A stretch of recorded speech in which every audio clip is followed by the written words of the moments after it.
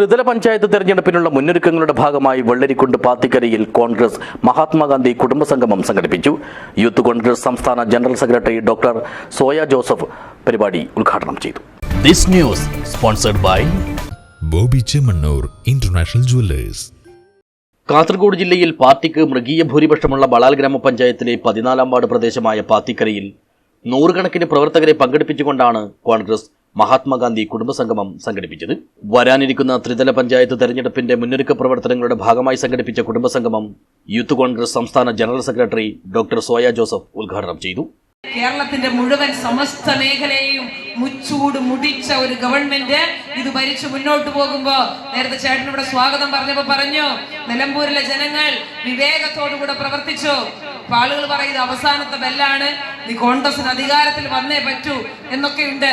പക്ഷെ അതിനേക്കാൾ അപ്പുറത്ത് നിലമ്പൂരിലെ തെരഞ്ഞെടുപ്പ് എന്നുള്ളത് വലിയൊരു പാഠമായിരുന്നു. പിണറായി വിജയൻ ഗവൺമെന്റിന്റെ, ഇടതുപക്ഷ ഗവൺമെന്റിന്റെ ശവപ്പെട്ടിയിൽ അടിച്ച അവസാനത്തെ ആണിയാണ് നിലമ്പൂരിലെ ഉപതെരഞ്ഞെടുപ്പ്. അത് ഏറ്റവും വിവേകപൂർവ്വം അവിടുത്തെ മനുഷ്യരെ കൈകാര്യം ചെയ്തു. അതുകൊണ്ട് ഈ അവസാനത്തെ ആണിയടിച്ചു കഴിഞ്ഞു. ഇത് കുഴിയിലേക്ക് വെക്കുക. ഇപ്പൊ വലിയ ജനാധിപത്യത്തെ പറ്റിയിട്ടുള്ള ചർച്ചയാണ്.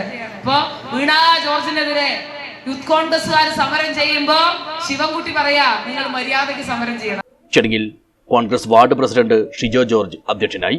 ബളാൽ ഗ്രാമപഞ്ചായത്ത് പ്രസിഡന്റ് രാജു കട്ടകയും മുഖ്യാതിഥിയായി പങ്കെടുത്തു.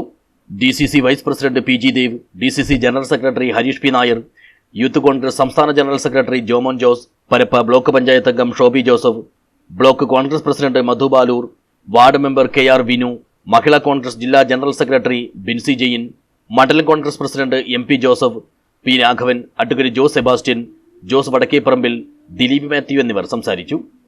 News bureau, Vellarikundu.